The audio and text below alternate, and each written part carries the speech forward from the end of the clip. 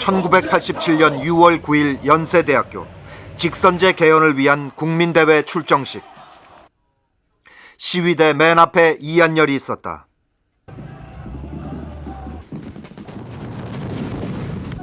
정문을 봉쇄한 전경들이 학생들을 겨냥해 최루탄을 마구 쏘아댔다. 이를 피하던 이한열은 그렇게 날아든 최루탄에 맞아 쓰러졌다.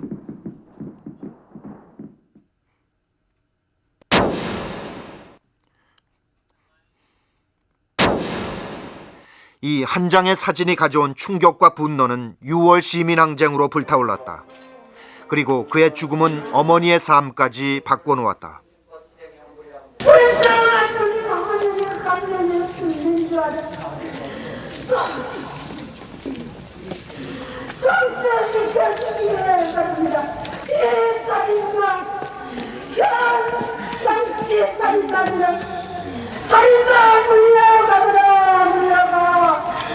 우리 하늘이란 세상에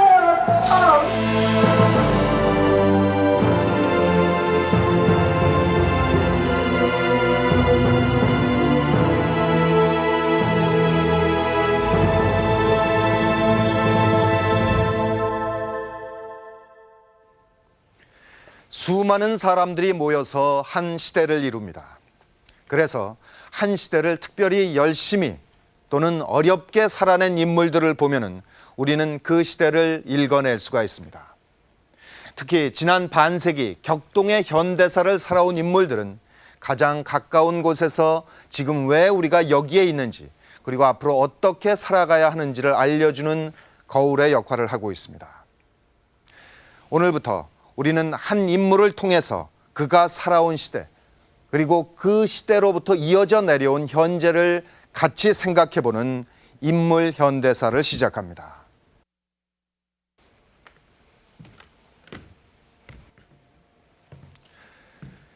인물 현대사 그 첫 번째 주인공은 고 이한열 군의 어머니 배은심입니다. 1987년 60 시민항쟁의 길목에서 아들을 잃은 배은심. 우린 지금부터 그녀의 삶을 따라서 우리가 살아온 시대의 의미를 먼저 되짚어 보도록 하겠습니다.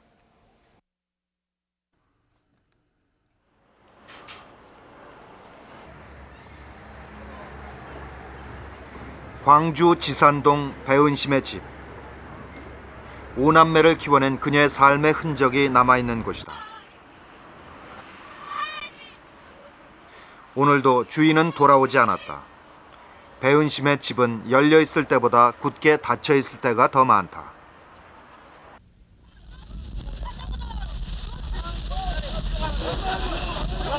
배은심은 거리로 나선 것이다.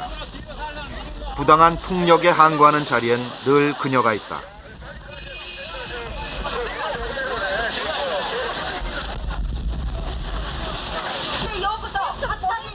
경찰청 앞에서 싸우고 있다.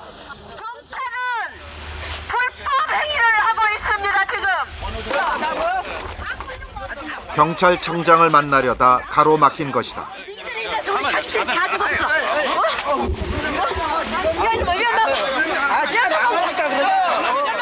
무리하게 시위를 진압해온 것에 항의하기 위해서 이미 서면으로 면담을 요청해 놓았다.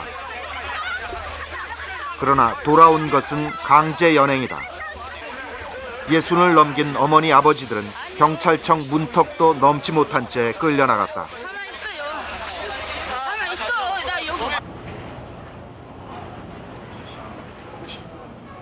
결코 평범하지 않은 어머니 아버지들. 동대문 막다른 골목에 자리 잡은 한울 삶은 그들의 보금자리이다.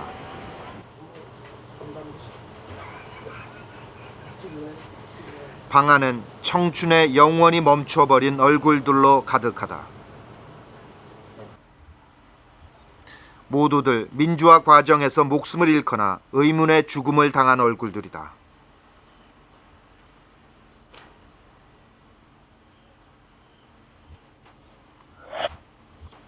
은폐 조작이 그때 또 발표가 되는 거죠. 도저히 받아들일 수 없었던 아들의 죽음. 그 죽음은 평범했던 부모의 인생을 바꿔놓았다.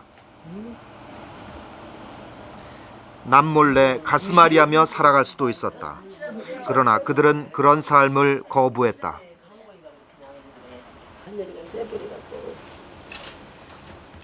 살아있는 아들을 대하듯 매일같이 사진을 만나는 어머니. 우리 하늘이가 엄마를 늘 빠지게 쳐다보고. 한여리는 그녀의 신앙과도 같았다. 우리 하늘이를 왜 못 만지겠어?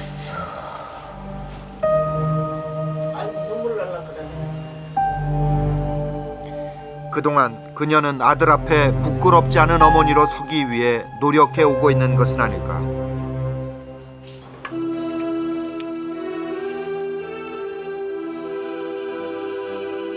만인을 위해 일할 때 나는 자유다.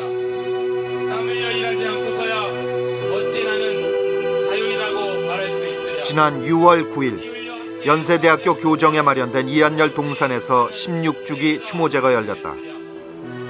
만인을 위해 내가 이제 재학생들 중에는 한여리를 기억하는 이는 많지 않다.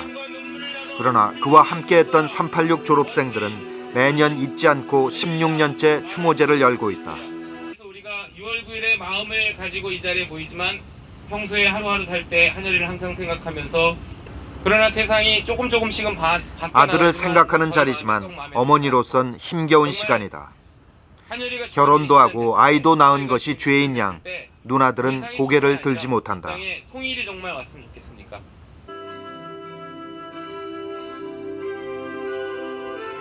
매년 이날이면 어김없이 마주하게 되는 16년 전 그 순간. 최루탄이 난무하던 그 시절은 지금 학생들에겐 낯선 광경이다. 이런 기회에 학생들은 80년대를 만나고 한여리를 만난다.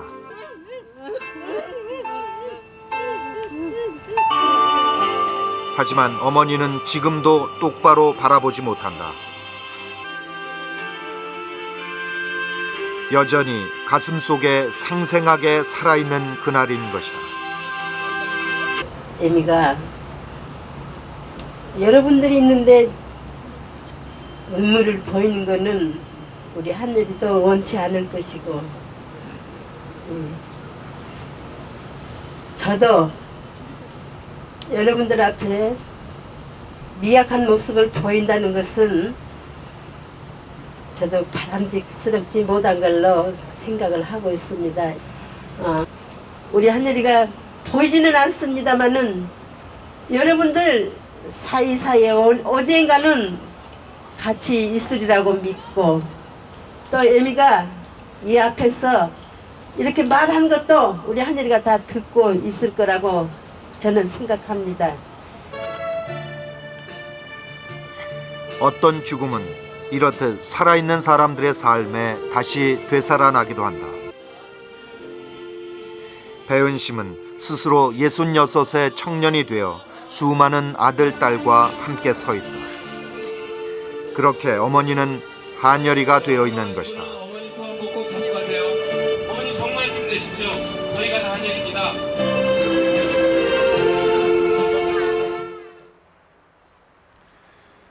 우리가 요즘 보게 되는 배은심은 결코 평범한 어머니가 아닙니다. 그렇지만 물론 처음부터 그녀가 이렇듯 사회적인 짐을 지고 사는 그런 분은 아니었습니다. 그저 우리 주변에서 흔히 만날 수 있는 그런 보통 어머니였습니다. 이 비탈길에서도 소박했던 그녀의 삶의 흔적을 우리는 만날 수가 있습니다. 한여리가 최루탄에 맞아 쓰러지던 그 순간까지도 그녀는 집이 내려다 보이는 이 언덕길에서 손녀와 함께 꽃 구경을 하고 있었습니다.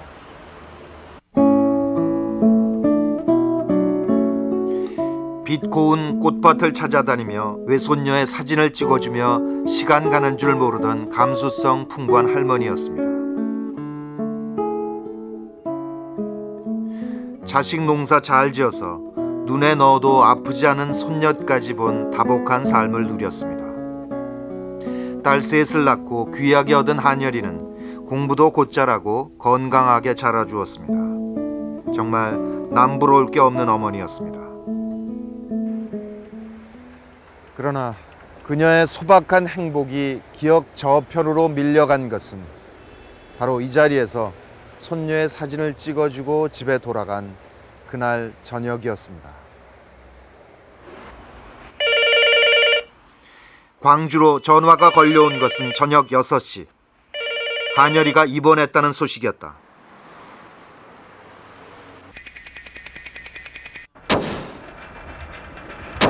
병원에 도착한 그 순간까지 어머니는 한여리가 어떤 상태인지 정확히 모르고 있었다. 그러나 잠시 후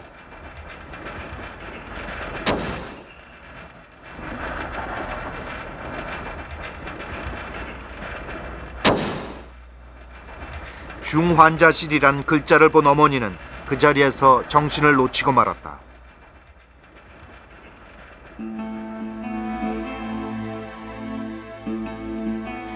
어머니가 깨어나 한여리를 만난 것은 30분 후. 잔병 치레 한 번 없이 건강했던 아들은 산소호흡기로 생명을 유지하고 있었다.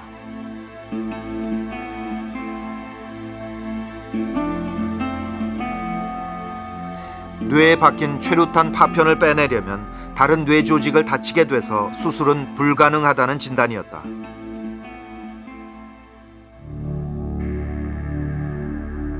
한여리의 왼쪽 귀를 향해 직격으로 날아든 최루탄이 뇌 조직에 치명상을 입힌 것이다.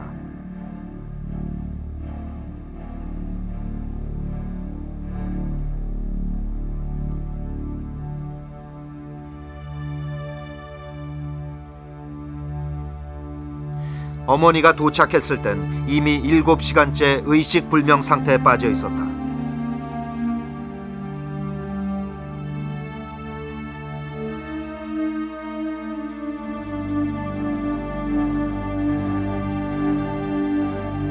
어머니의 통곡에 병원 복도는 순식간에 오열의 바다가 되었다. 그리고 그 시간 이후 어머니는 실어증에 걸린 듯 말을 잃었다. 아들이 누워있는 중환자실 앞에서 그녀의 가슴은 숯검댕이가 되었다.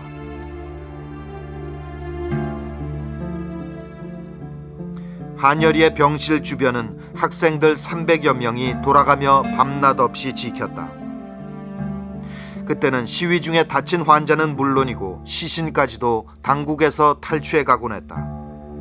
공권력을 믿을 수 없었기 때문에 학생들이 사수대를 만들어 한여리를 지킨 것이다.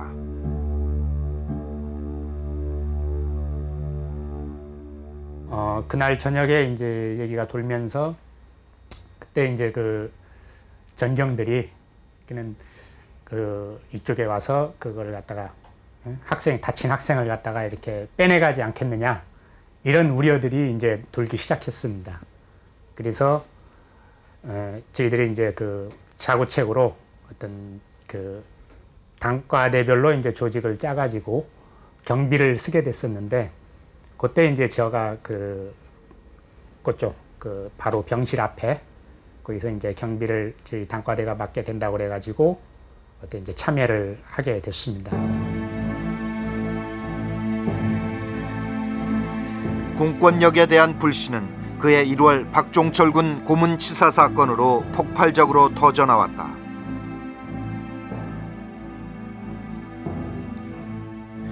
고문치사 은폐 조작을 규탄하는 목소리가 국민들의 양심을 두드리기 시작하던 그때 이제 본인은 임기 중 개헌이 불가능하다고 판단하고 전두환은 대통령 직선제 개헌을 거부하는 4.13 호언 조치를 돌연 천명하고 나섰다. 더불어 후임자에게 정부를 이양할 것을 천명하는 바입니다.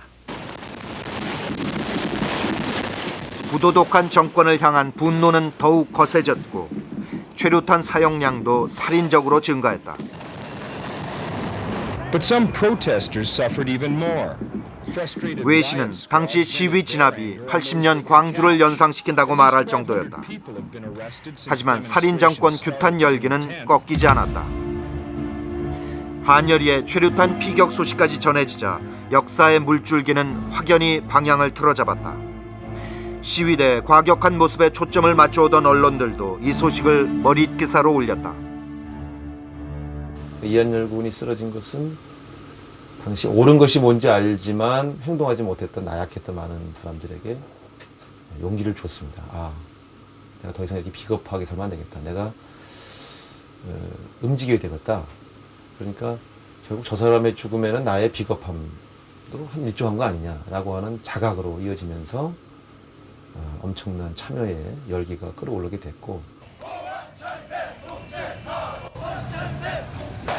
박종철의 죽음이 불을 지핀 시민항쟁은 이한열의 최루탄 피격으로 활활 불타올랐다. 그동안 침묵을 지키던 시민들이 거리로 합세했다.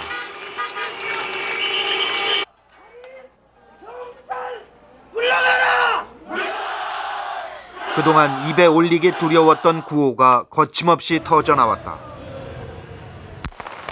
대통령 직선제를 거부하던 전두환 정권에 맞서 시민들이 새로운 항쟁의 역사를 만들어갔다.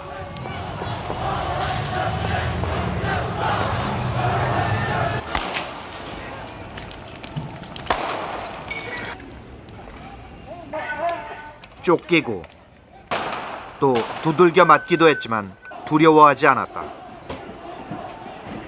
그곳에서 사람들은 모두가 하나였다.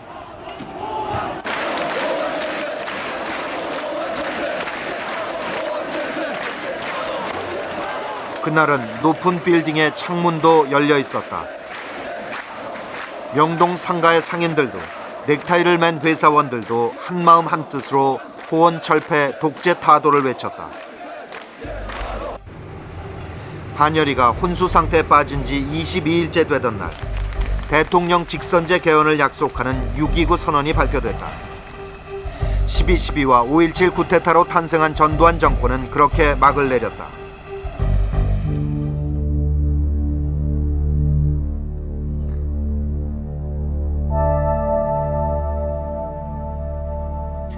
한열이가 삶과 죽음의 경계를 넘나들며 기다렸던 것이 군사 정권의 항복 선언이었을까? 한때 호전됐던 폐렴 증세는 다시 악화되기 시작했다.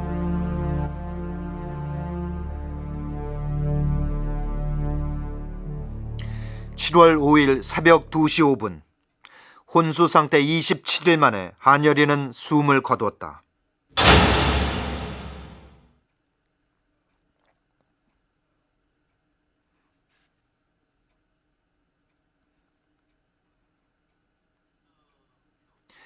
어머니는 아들의 마지막 말 한마디 들어보지 못하고 그렇게 떠나보내고 만 것이다.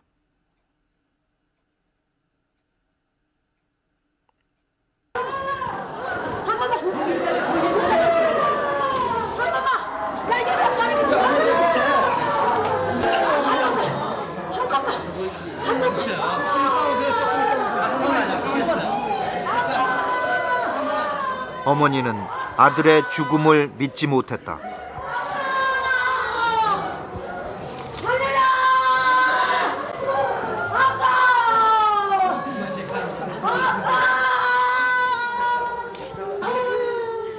(27일간의) 사투 속에서도 한 번도 아들이 죽을 것이라 생각해 본 적이 없었던 가족이다.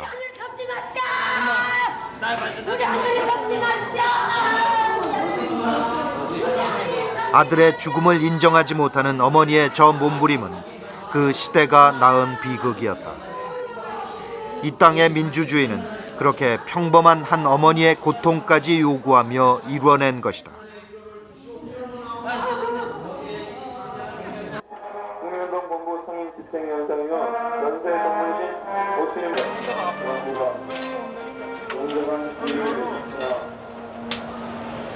한열이의 영결식이 진행된 7월 9일,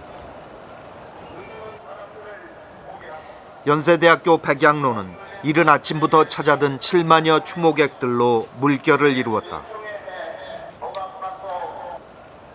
박회장 열사야! 표정도 열사야! 강상철 열사야! 송만영 열사야! 박정만 열사야! 홍길 열사야!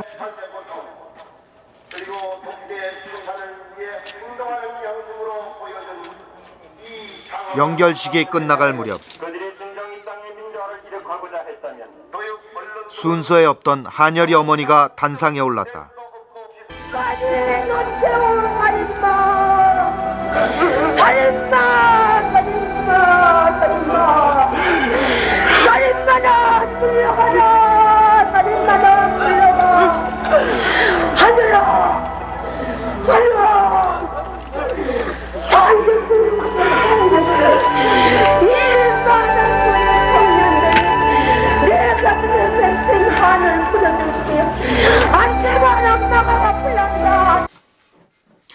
그것은 배은심이 처음으로 세상을 향해 쏟아낸 외침이었다.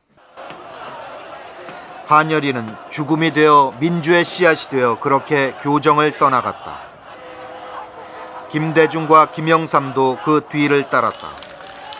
한 길을 가는 것처럼 보였다.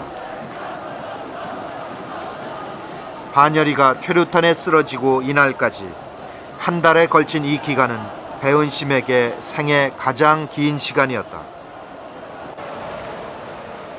그리고 그 시간은 박정희로 시작된 27년간의 군사 독재를 끝낸 시간이기도 했다.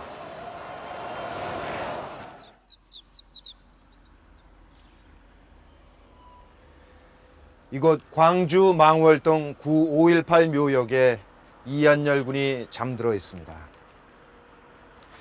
그를 이곳으로 떠나보내던 영결식장에서 우리가 들었던 어머니의 절규는 어머니의 앞으로의 삶이 참으로 험난하고 고통스러울 것이라는 것을 미리 알려주는 듯 했습니다. 여기 묘비에 이한열 군이 직접 쓴 시가 새겨져 있습니다. 이 시에서도 우리는 이를 느낄 수가 있습니다. 그대 왜 가는가? 어딜 가는가? 그대 등 뒤에 내려 깔린 쇠사슬을 마저 손에 들고 어딜 가는가? 이끌려 먼저 간 그대 뒤를 따라서 4천만 형제가 함께 가야 하는가? 아니다. 억압의 사슬은 두 손으로 뿌리치고 짐승의 철퇴는 두 발로 차버리자. 그대 끌려간 그 자리 위에 민중의 웃음을 드리우자.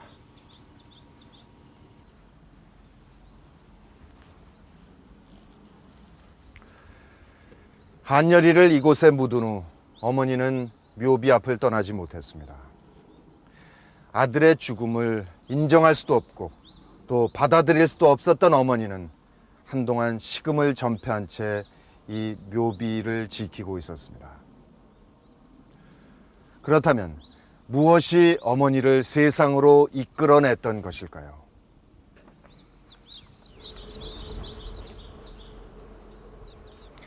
한열이가 이곳에 묻히던 87년 7월 9일 어머니는 아들의 마지막 길을 지켜보지 못했다. 광주 시민들은 한열이를 일반 묘역이 아닌 5.18 묘역에 안장하길 원했다. 그 와중에 어머니는 또 한 번 실신하고 말았다. 우리는 일반 묘자라도 가자예요.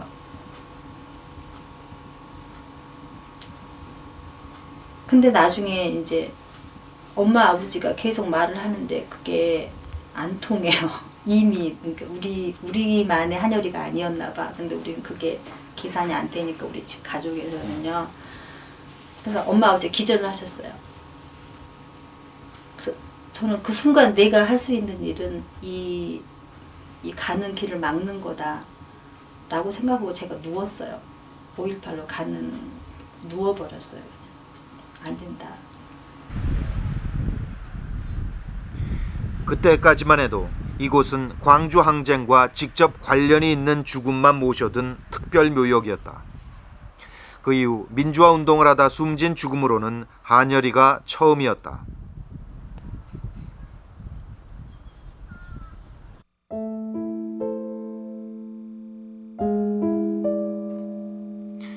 부모는 앞서간 자식은 자신의 가슴에 묻는다고 했다. 그러나 그 응어리의 크기는 자식이 어떻게 죽었는지에 따라 다를 수밖에 없다. 한열이를 이곳에 묻은 후 어머니는 3살박이 손녀를 데리고 매일 한여리를 찾았다.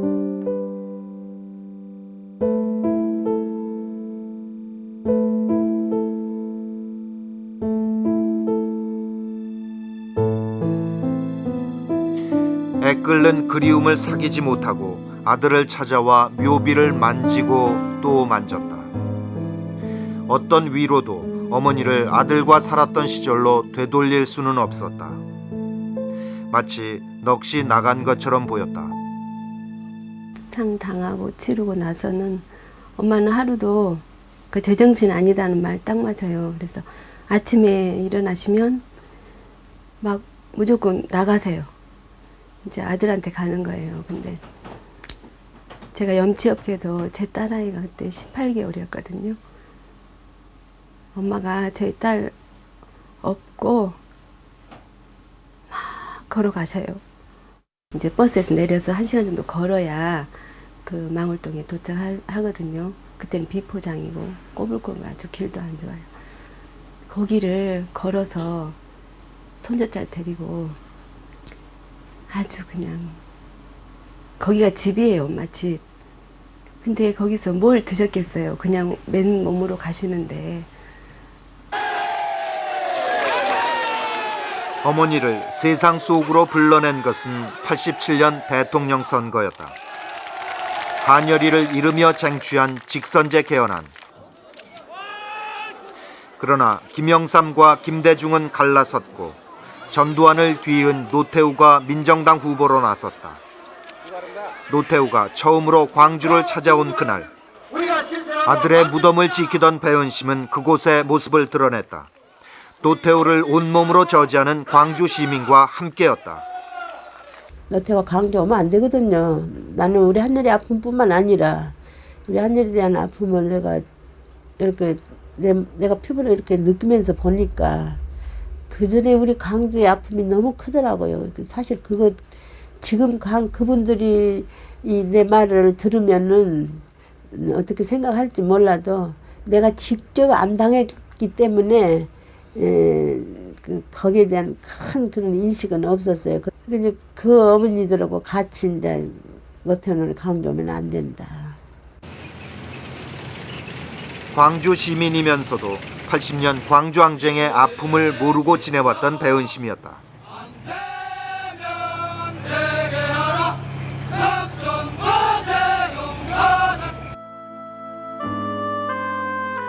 그때까지만 해도 그녀에겐 가정이 전부였고 자식이 전부였다.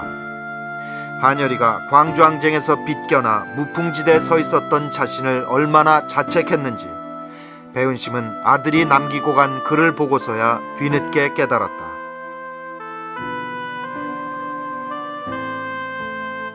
건강한 우리 한여리가 이렇게 죽어서 망울동에 놓이는 게 이게 실감이 안 간 거예요. 그래 이제 그러면 내가 이제 다니면서 우리 한여리가 왜 그랬는지 내가 그걸 이제는 좀 알아야 되겠다. 이제.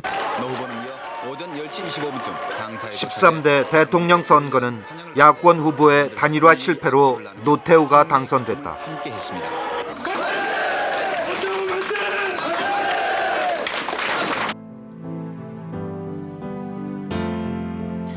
그녀가 본격적으로 육아협 활동에 뛰어든 것은 바로 그 직후. 더 이상 아들의 무덤 앞에서 가슴앓이만 하고 있을 수는 없었던 것이다. 아들의 죽음에 붙잡혀 있던 그녀의 시야는 이제 아들을 넘어 사회로 점차 넓혀져 갔다.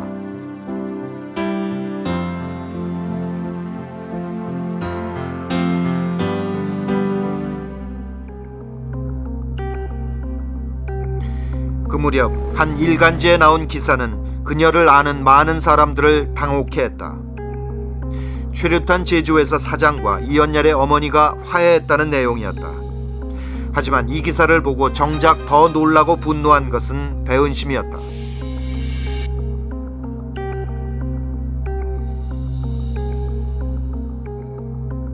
지금도 그 사진이 있어요. 한영자하고 만난 사진이.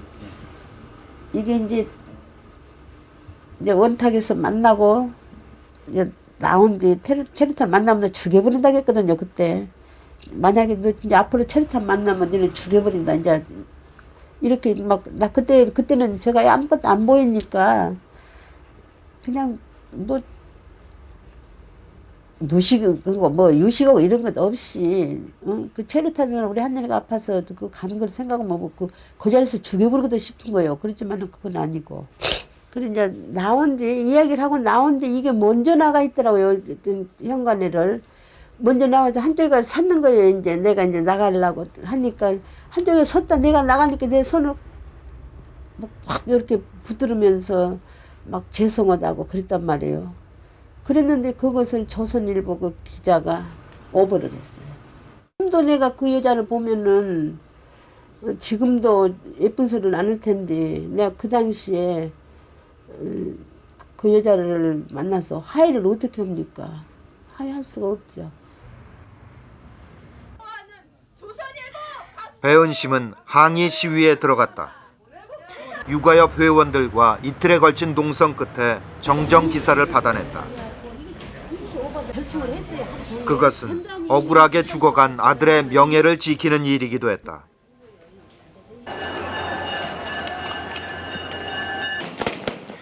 그녀를 투쟁의 최전선에 나서게 하는 사건들이 연이어 터져나왔다.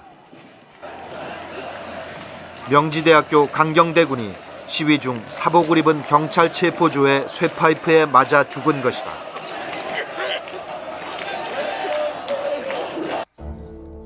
뒤이어 4월 29일에는 전남대 박승희 양, 5월 1일에는 안동대 김영균 군, 5월 3일에는 경원대 천세용 군, 5월 8일에는 전민련 사회부장 김기설 씨가 민주화를 요구하며 분신으로 맞섰다. 연이은 분신으로 투쟁 열기가 높아지자 노태우 정권은 돌파구가 필요했다. 그때 탄생한 것이 김기설 유서 대필 조작 사건이다. 김 씨가 남긴 유서를 다른 사람이 대신 써주었다는 주장이었다. 배우로 지목된 강기훈 씨는 꼬박 3년을 감옥에서 보냈다. 하지만 지금까지도 이 사건은 검찰과 법원 그리고 국립과학수사연구소가 언론의 도움을 받아 어거지로 만들어낸 것으로 의심받고 있다. 정권이 의문을 제기하고 언론이 맞장구 쳐서 결국 정권의 의도대로 민주화 세력은 정치적 목적을 위해 인간의 생명까지도 이용하는 부도덕한 세력으로 매도당했다. 그동안 이뤄낸 민주화는 후퇴하는 것처럼 보였다. 배은심은 더 많은 죽음을 막기 위해서 거짓과 폭력으로 얼룩진 거대한 벽과 싸워나갔다. 어머니도 그때는 안 된다는 더 이상 이렇게 죽으면 안 된다. 그러니까 그러다가 2명, 3명, 4명 막 이렇게 늘어나니까 이제부터는 죽지 마라. 내가 대신 죽을 테니까 죽지 마라. 이러면서 투쟁에 제일 앞장서시더라고요. 제일 앞중. 그러니까 내가 싸울 테니 니들은 좀 이러지 말라고. 마이크 잡으면 울면서 그렇게 호소하셨죠. 그 당시. 학생들이 그것 때문에 또 울고. 그러니까 뭐 아주 그때는 어머니가 거의 혼이 나가신 것 같은데. 어떤 순간에도 어머니의 논리는 명료하다. 부당한 폭력, 억울한 죽음을 막기 위해서라면 어디든지 찾아다녔다. 자식을 잃은 그들에게 두려움은 없었다. 검찰청으로 법원으로 화장터로 끊임없이 쫓아다니며 배은심은 행동하는 어머니로서 살아나간다.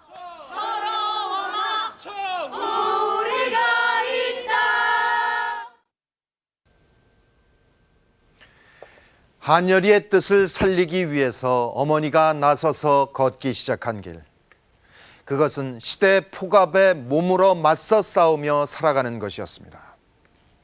가족이라는 울타리 안에서 편안히 살아왔던 배은심. 그녀를 이렇게 변화시킨 것은 다름 아닌 바로 그 폭압이었습니다.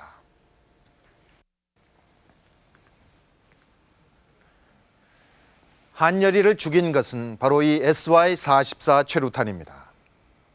보통 사람의 보통 시대를 얘기했던 노태우 정권이 국민에게 쏴댄 최루탄은 한 해 평균 30만 발이 넘었습니다.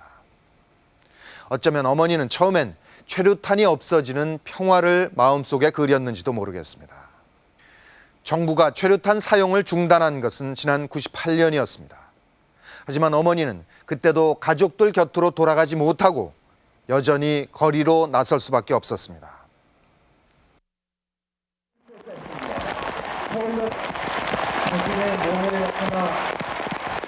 국민의 정부가 출범한 지난 98년. 그때 육아협 회장이던 배은심은 서울역에서 언제 끝날지 모르는 길고 긴 싸움을 시작했다. 아이들은 오늘도 민주화를 위해 수당을 주고간 사람들의 그 모습을 우리는 하나하나 떠올려보면서 이 자리에 서서 많은 국민들에게 호소를 하고 있습니다. 시민 여러분, 왜 우리가 이 자리에 섰는가를 시민 여러분들께서는 알아주셨으면 정말로 감사하겠습니다. 민주화 운동 과정에서 희생된 아들, 딸들의 명예를 회복하고 수사를 받다가 군대에 갔다 자식이 죽어 나왔는데 그 죽음의 원인조차 밝히지 못한 소위 의문사 진상규명을 위한 특별법 제정을 위해서 반백의 부모들이 서명운동에 나선 것이다.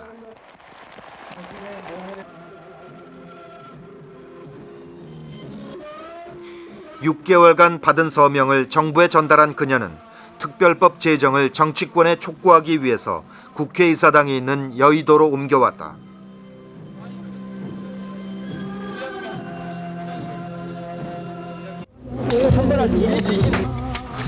아니 지금 국정감사기관에 무슨 아니 국정감사기관에 무슨 저 법을 어떻게 하란 말이야 지금? 아니 국정감사기관에 법을 어떻게 하란 말이야 지금 우리가? 우리도 어서 이런 자식들을 뺐다고는 썩었어도 이름은 만들어내야 될 것 아니요. 국회 앞에서 농성을 시작하면서 그들은 집으로 돌아가지 않았다. 그들은 천막에서 농성을 시작한 것이다. 백발이 성성한 어머니 아버지들은 결연한 모습이었다. 매서운 겨울이 시작된 11월, 콘크리트 바닥에 냉기와도 싸워야 했다. 모두들 따뜻한 집에서 쉬고 출근할 때 천막에서 밤을 지새운 노인들은 피켓을 들고 국회 정문으로 나갔다. 민주화를 외치다 희생된 이들의 명예 회복과 의문사 진상 규명은 왜곡되고 굴절된 역사를 바로잡는 출발점이라고 믿었다. 누구도 나서지 않기에 유가족들이 직접 나선 것이다. 이 투쟁 과정에서 돌아가신 분들은 죽은 사람들은 누가 됐든지 간에 범법자로 이게 낙인을 찍어 놓은 거예요. 그래서 이제 그 범법자라는 굴레에서 우리는 테두리를 벗어나 줘야 된다. 이제 아무도 할 사람이 없는 거예요. 그는 어머니 아버지들이 살아 계실 때 이것만이는 우리가 벗겨줘야 된다. 왜 이 사람들이 범법자인가? 이 사람들도 당당히 자기 주장 외치고 나라와 국가를 위해서 싸운 건데 이 사람들이 범법자라는 이 자체가 우리는 모순이다. 그러면은 우리는 그 말로 해서는 안 된다는 걸 아니까 어쨌든 우리는 법을 제정을 해서 법 테두리에서 범법이라는 이 자체를 벗겨줘야 된다. 이제 이런 이제 신념을 갖고 천막을 치고. 1960년대 이후 독재 정권 아래서 범법자로 낙인 찍힌 채 죽어간 희생자는 약 300여 명. 의문사한 희생자는 80여 명에 이른다. 특히 억울한 죽음의 진실을 밝히는 일은 그것 자체가 민주화 과정이 될 수도 있다.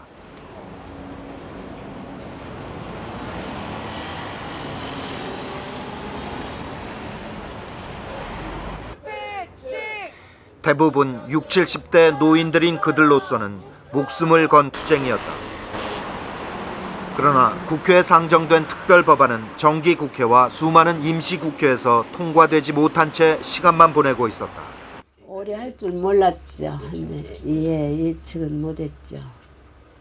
왜냐면 이제 민주화를 같이 하고 체류탄 마신 분이 대통령이 됐으니까 이제 그분이 해 주시려고 맘만 먹으면 이거는 좀 쉬운 것이 아닌가 이렇게 생각을 했고, 또 여의도에 천막을 친 자체가 그 정권이 없으면 여의도에 천막을 칠 수가 없어요.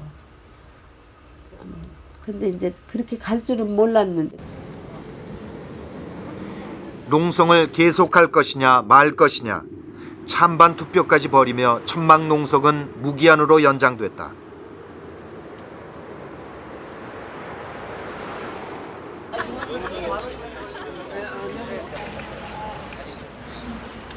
천막 농성을 시작하고 1년이 흘렀다.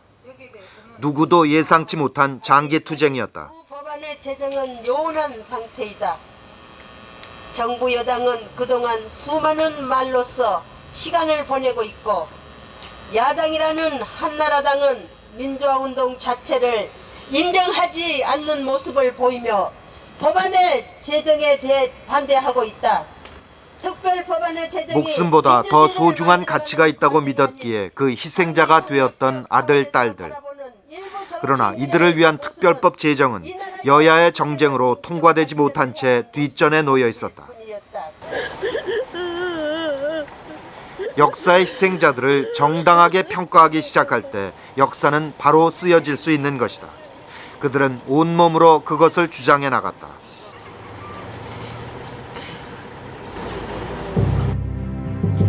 그리고 마침내 그들은 결실을 보았다. 천막 농성을 시작한 지 420일째 되던 날, 특별법이 국회를 통과한 것이다.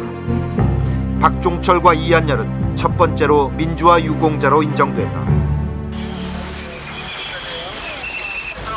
그것은 정부 차원에서 이루어진 민주화 운동에 대한 최초의 공식 인정이었다. 어머니, 아버지들의 끈질긴 집념으로 민주화 장정에서 새로운 역사를 쓰게 된 것이다.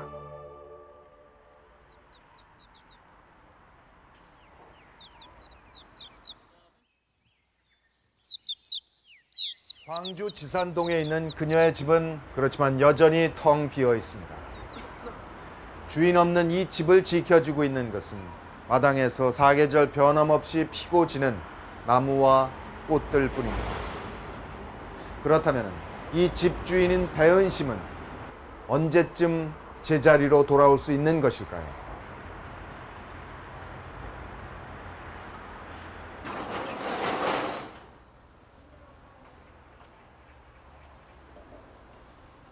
어쩌면 그 답은 저기 걸려있는 저 글, 신영복 선생이 쓴 6월 하늘 함성이라는 글에 담겨 있을지도 모르겠습니다.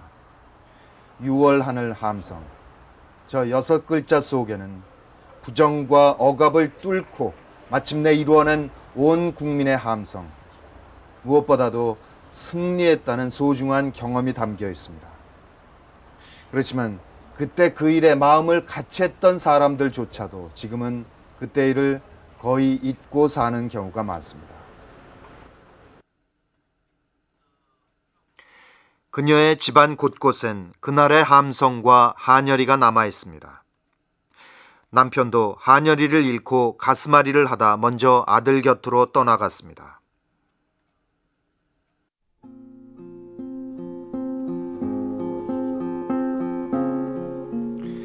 배은심은 육아협 활동을 하느라 남편 간병 한 번 제대로 못해준 한을 가지고 있습니다.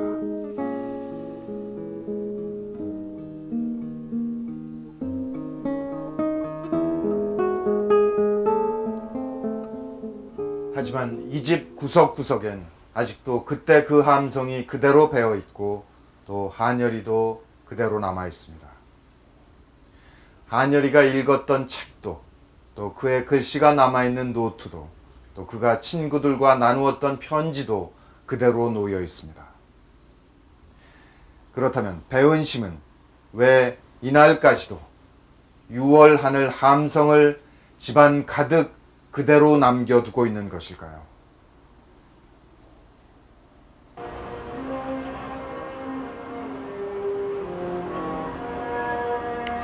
지난 6월 10일 옛 서대문 형무소터에서 민족 민주열사 합동 추모제가 열렸다. 결코 굴하지 않았던 사람, 사물한 시대 한가운데 말뚝처럼 횃불처럼 우뚝 서서 재단에 층층이 모셔진 240여 개의 영정들.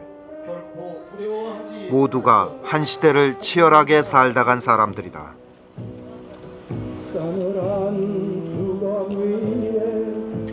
그 앞에 소복 차림의 배은심이 있다.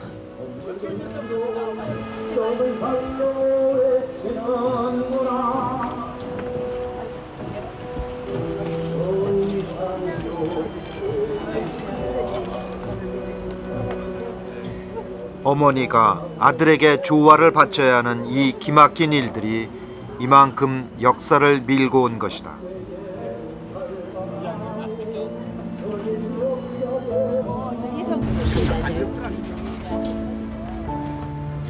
16년의 세월이 흘렀지만 아들은 여전히 21살의 청년이다.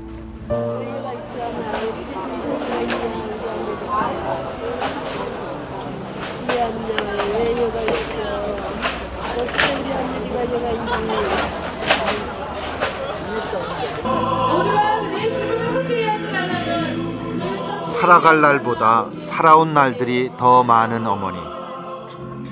그러나 아직 어머니의 장정은 끝나지 않았다. 한여리의 명예는 회복됐지만 의문사 희생자 80여 명 중에서 죽음의 원인이 밝혀진 이들은 19명에 불과하다. 의문사 진상규명위원회의 활동도 순조롭지 못하다. 강제 수사권이 없다 보니 사건 관련자들이 입을 다물어 지금까지 거의 소득이 없다.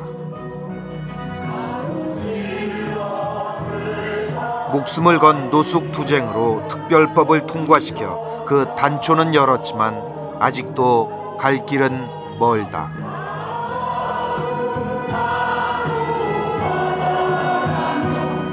그동안 함께했던 육아옆 어른들도 한 분, 두 분 세상을 떠나가고 있다. 남은 일은 많고 모두들 마음만 바쁘다.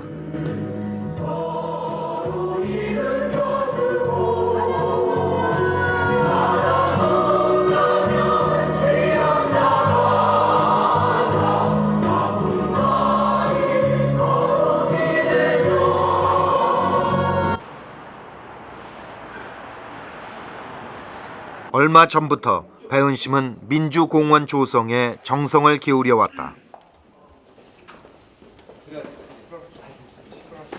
민주공원 조성 관련 해외 사례 수집과 서간목은 육아여 사업비 지원 요청 검토 등 이 건의 토의안건을 선정합니다.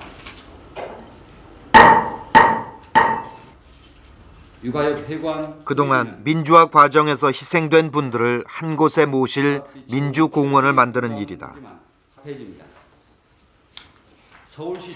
지금은 묘지들이 광주 망월동, 모란공원 등으로 전국에 흩어져 있다. 민주공원은 죽음으로 일궈낸 이들의 민주화 정신을 모시는 또 하나의 역사이다. 그래서 민주단체에서도 다른 단체까지 다 우리가 어떻게 할 수 있는 지금 별로 좀 없고 그녀가 아니라도 누군가는 해야 할 일. 배은심은 이 일을 남은 과제로 삼기로 했다. 우리들이 사업이라고 이제 기념 사업은 이 묘지들을 한 틀어 모은 작업이었었거든요. 이 사람들 한 틀어 모아 놓으면은 언젠가는 누군가가 그 후속은 또 할 것이다. 이 후속이라는 것은 국립묘지를 만들어서 그 유공자가 되는 거죠. 이제 우리가 모아놓으면은 누군가가 먼 훗날에 그 작업은 할 것이다.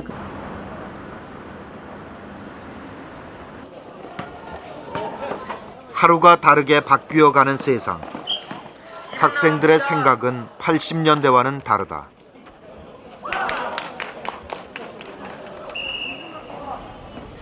배은심은 육아협 회원들과 함께 매년 서울대학 축제 때마다 장터를 열어왔다. 카톨릭 학생회와 학생회관 뒤편에서 장터를 열어온 지 올해로 13년째.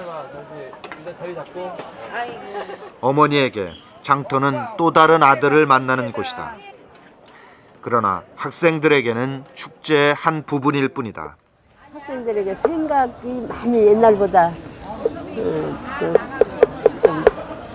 달라진 이런 모습을 볼 때 우리는 그것을 좀 어떤 때로는 서운하기도 하고 또 이렇게 돼야 된다 이제 또 이렇게 생각할 때도 있고 우리 학생들의 모습이 군사 시절에 같이 똑같은 그런 모습으로 계속 가면 안 되잖아요.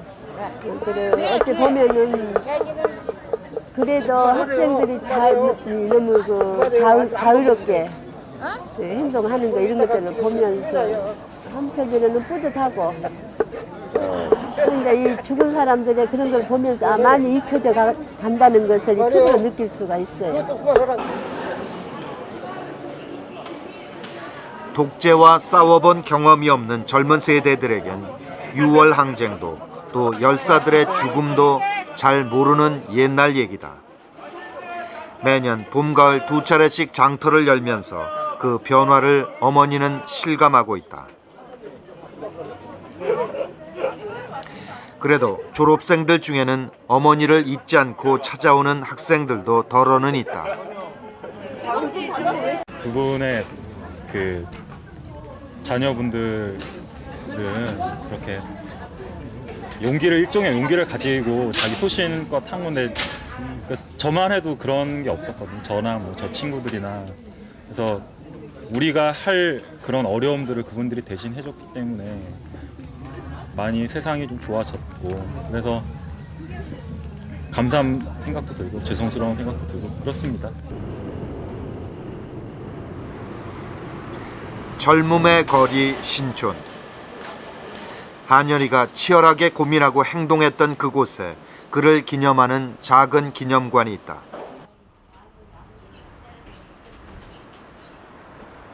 현판은 달았지만 언제 쓰러질지 모르는 낡은 집.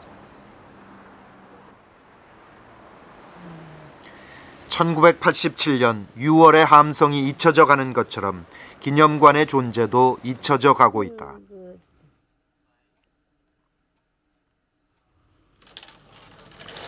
한여리의 흔적을 알려주는 것은 2평 남짓한 이 공간. 어머니는 비로소 아들과 정면으로 마주한다. 한 10년까지는 제가 이런 것들을 못 봤거든요. 이런 것 볼 그런 그 용기가 없어서 못 봤어요. 이런 것들을 볼 수가 없어갖고. 근데 이제 10년이 넘고 세상에 이렇게 좀 세월이 흐르다 보니까 이런 것들도 이렇게 내가 펼쳐보면서 얼마나 아프면 죽었냐 이런 생각도 해보고 우리 한여리를 이렇게 죽인 자들은 저렇게 잘 살고 있는데 우리 한여리는 왜 어디 가서 오지도 않는가 이런 생각도 해보고 또 우리 한여리를 죽인 자들도 한번 죽어봤으면 좋겠다 이런 생각도 한번 해본 적도 있고